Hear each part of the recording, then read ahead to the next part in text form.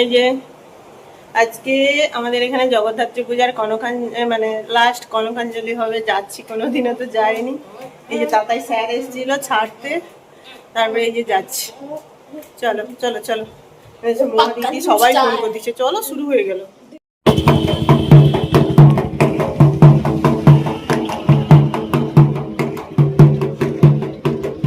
কাউকে দেখতে পাইনি আমি।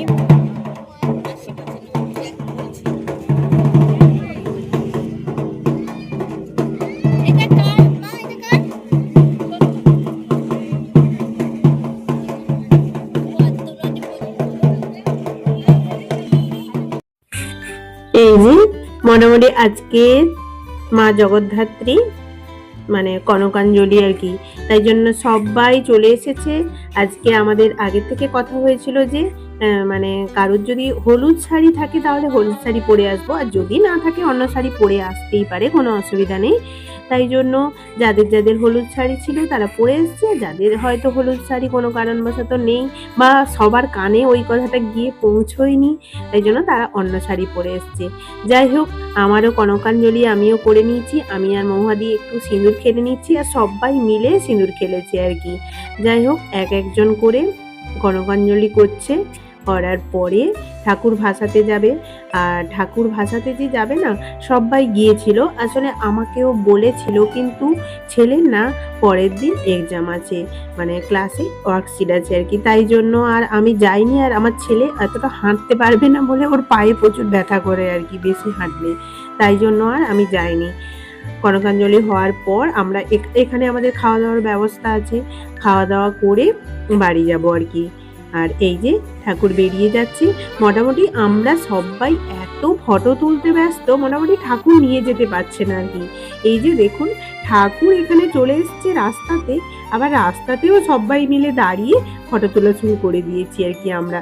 যাই হোক, কি বলুন তো, বছরের তো এই একটাই দিন আসে, সবাই না একটু আনন্দ মজা করলে হয়। যাই হোক, এই আজকের দিনটা না খুব খুব ভালো কাটলো আর কি আমাদের।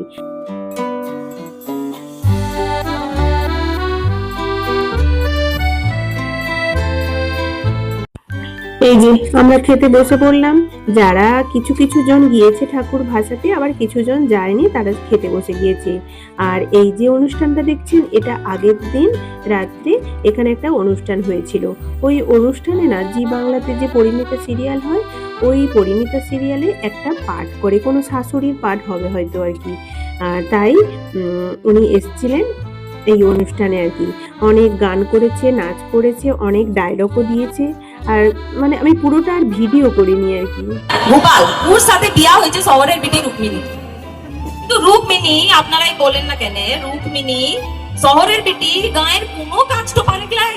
হ্যাঁ, তোকে যে কাজটা শিখতে বলছি, যে গোয়ালটো কাটো, যাও চাটো বসাও, রান্নাটো করো, স্বামী সেবা যত্ন করো। মা বিটির তো কোনো সেদিকে কোনো মনই নাই, সে শুধু চাকরি করবে, বিলেত যাবে। তো ই লিগে গোপালের সাথে রুক্মিণী ডিভোর্সটা কইরে দিয়েছি। কি ভুল তো কইরেছি আপনারা বলুন তো?